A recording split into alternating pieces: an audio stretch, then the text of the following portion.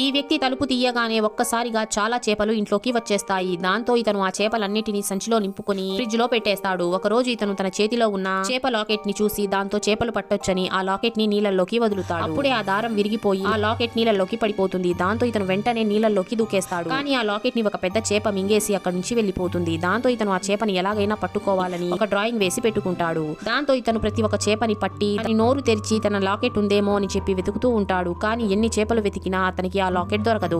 ఆ తర్వాత ఇతను ఇంటికి వచ్చి చూస్తే ఇతని ఫ్రిడ్జ్ వెనక చాలా పిల్లులు ఉంటాయి. దాంతో ఇతను ఆ పిల్లుల్ని ఇంట్లో నుంచి బయటకి తరిమేస్తాడు. ఇంటికి వెళ్లి మళ్ళీ ఆ పెద్ద చేపది పెయింటింగ్ చూస్తూ ఉంటాడు. ఎంత చలి ఉన్నా కూడా ఇతను చేపలు పట్టడం మానడు. ఇలాగే కొన్ని రోజులు గడిచిపోతాయి. సముద్రం దగ్గర ఒక తాత రోజు లైట్ హౌస్ దగ్గర క్యాండిల్ వెలిగించేవాడు. అతను మెల్లిమెల్లిగా గుడ్డివాడైపోతాడు. తన ఆరోగ్యం చెడిపోవడంతో చనిపోతాడు. దాంతో ఒక రోజు ఇతను చేపలు పట్టడానికి వెళ్తే లైట్ హౌస్ లో లైట్ వెలగదు. దాంతో ఇతను మళ్ళీ ఇంటికి వచ్చి చూస్తే ఆ చేపని వెతికే ప్రాసెస్ లో ఇతను ఇల్లంతా గందరగోళం చేసేసి ఉంటాడు. దాంతో ఇతను తనేం చేస్తున్నాడు అని చెప్పి రియలైజ్ అయ్యి ఆ చేప డ్రాయింగ్స్ అన్నిటినీ తీసి పారేసి తన లైఫ్ ని కొత్తగా స్టార్ట్ చేస్తాడు. ఇలాంటి వీడియోస్ కోసం లైక్ చేసి ఛానల్ ని సబ్స్క్రైబ్ చేసుకోండి.